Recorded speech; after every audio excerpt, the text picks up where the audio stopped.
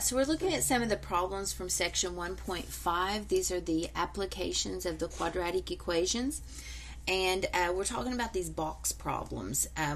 We start out with some rectangular piece of metal, and it gives you the dimensions of that, some clue, and it could be any number, so I've kind of changed out the numbers here to match one in your problem, similar to your number 7. So in this one it says your rectangular piece of metal is 15 inches longer than it is wide. So that's just a clue to give us some algebra, to give us a problem to work, really. So we don't know how wide it is. It's unknown width. We'll call that x. But the length is 15 longer than wide. So whatever wide is, it's that plus 15. Okay, next sentence then says we're going to take squares that are 3 inches around and cut those from the 4 corners and fold the flaps upward so it forms an open box. So if you can visualize this, we're going to cut out the 4 corners, clip, clip, clip the 4 corners, and they're squares. So when it says they're 3 inches, they're 3 inches, you know, all around square, right? So all of these are 3 inches around squares, and we're clipping those, kind of cutting those out, and then we fold that up, and it forms a 3-dimensional looking figure. So I'll try to draw this 3-dimensional box. You know, you've done these in your past doodling to try something dimensional, but you know, now it's a box with open top. These are fit up and they're top. So whenever we fold this flap straight up, it's going to be 3 inches tall. I did not draw this figure to dimensions to look right, to scale, I guess. So, but that should just be 3 inches standing up. This length of this box, it was x plus 15, but we clip that out. So minus 3 each direction, which makes minus 6. So 15 and minus 6 makes it x plus 9 now.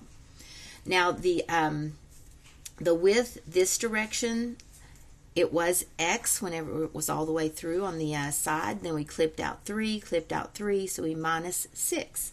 So the width is x minus 6. Now we have our 3 dimensions, and we know the volume of a box is length times width times height. It tells us in the problem that the volume of the box is 1632 cubic inches. It is in cubic inches because each dimension is in inches. You do want all your dimensions to be in the same unit, so inch times inch is cubic inches. So we don't write that in the problem. We just write the 1632, but we know the units are there. And then these are your length, width, and height in any order. You can write those down. All right, and these are multiplied together from the formula. So the handy thing on this one that I recommend you do is divide by 3. If it will divide without creating a fraction, it'll simplify your problem a little bit. So dividing by 3, let's see, does 1632 divide by 3 evenly? It does. It's 544. So that'll help a little bit. Now, these are kind of tough as they are.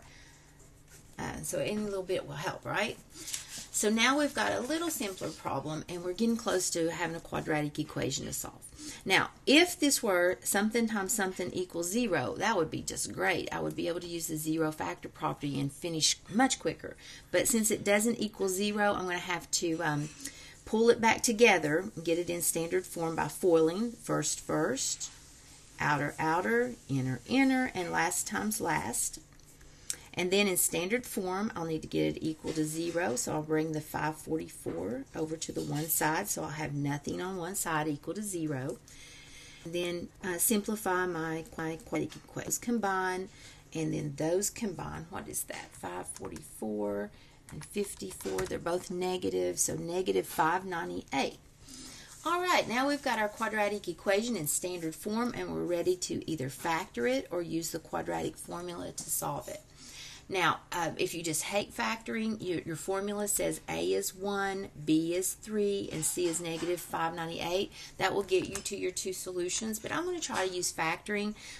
Your reading problems, most of these are factorable, maybe all of these are factorable, so I would try that. Now I started just kind of guessing numbers because I don't really know what works. So I divide that by 32. I know I'm going to have to divide it by a lot to try to get just a difference of 3. The numbers need to be pretty big. So I'm going to do 598 divided by maybe 40. No, it doesn't come out even. 598 divided by 34. Just guessing here. 598 divided by 26. That worked. Okay, so it turns out 26 times 23 is 598, and it will, when I use different signs to get a negative, it will subtract to be the 3 that I need in the middle. So I'm going to have x plus 26, x minus 23 there. Now it's factored, set equal to 0, so you can set each factor now equal to 0, and solve each part. Throwing that across the line makes that a negative 26 and a positive 23. They basically change signs there, don't they? So what is x? Back to our original picture. When we started this problem out, it was a rectangle with a width of x and a length of x plus 15. So x being 23, because it wouldn't make sense to have a negative as a side of a rectangle. Sometimes negative makes sense and sometimes they don't. You just have to look back at your problem. But x is 23 is a fine answer, so it means there's a 23 is the original width, and then the length would be the 23 you found for x plus 15 for a total of, what's that, 38. So it's a 23 by 38 rectangle that makes all of this craziness come together. All right, that's similar to your number 7. Okay, I think that's all of the box problems. So let's look at this next type of problem, which is moving us to application that we can do. Turns out to be is the Pythagorean Theorem. You saw this in some of your setting up problems at the beginning of your lesson. So now we're going to do some all the way through. All right, so number 8, or yours may be in a different order, but we'll have a problem in your homework. Okay, number 8 says, from a point on the ground 24 feet from the base of a tree. So as soon as I see the word tree, I draw a tree. It helps me kind of doodle and get my mind around the problem. So we're 24 feet from a tree. So I'll make a note. The distance to the top of the tree is 4 more than 3 times the height of the tree. Okay, so this distance, diagonal distance, it seems like, because this is the height of the tree, and we don't know what either one of these are, by the way, but we have some clues. So the distance to the top of the tree from where you're standing, I suppose here, is 4 more than 3 times the height of the tree. So this is a trick I use in doing reading problems. I try to find the thing I know the least about that's referred to in the problem, and I notice the height of the tree, I know nothing about that. I'm going to call that my big O X, right? That's the thing you know the least about, the unknown in the problem, and then they build around that.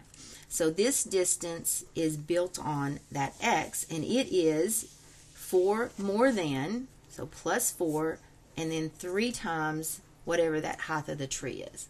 So then I've represented the 3 parts that I need in my problem for my right angle triangle. We're assuming the tree is straight. I didn't draw it perfectly straight, but we're assuming it would make a right angle with the ground. You got the height of the tree and the ground forming that right angle. So this is going to be your hypotenuse. Your a squared plus b squared equals c squared. All right, and we've got to go through all of this one, solve and get the solution, not just setting it up. So that's going to be my equation, and these could be in either order. A squared plus b squared equals the c squared. It just needs to equal the c squared. Now, a tempting thing here would be to say, can I just square root each one of those? And you cannot. You can't just reduce it that way. You can square root a side and square root a side, but that would not reduce well. Whenever you have a plus, trying to take the square root with a plus sign will not reduce well. So there's no shortcut around this. We'll need to actually expand this, figure out what 24 squared is. That is 576. And then this is the trickster here. You've got to watch when you square a binomial, because it's 3x plus 4 times 3x plus 4, or use your binomial squaring pattern, but you will get a trinomial. The first times the first is 9x squared. The outer is 12x. Inner is another 12x.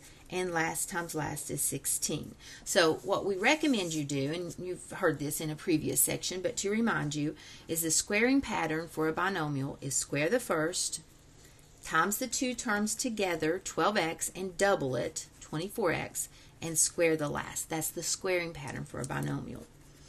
or just FOIL it out. That's fine too. What you'll see is a quadratic equation occurs, and so you need to get your quadratic all on one side equal to 0. You know, standard form to solve. So I'll throw the x squared across the line. I move the 576 across the line, getting it equal to 0. Oh, that will be 8x squared, right? 9x squared minus 1x squared. So it should have an 8. And then I have 24 x's. 16 minus 576. Let's see what that is. Negative 560. All right, so now we've got our quadratic, and if you would like to, at this point, you can jump into the quadratic formula. There's your A, B, and C. You can always use that as an option.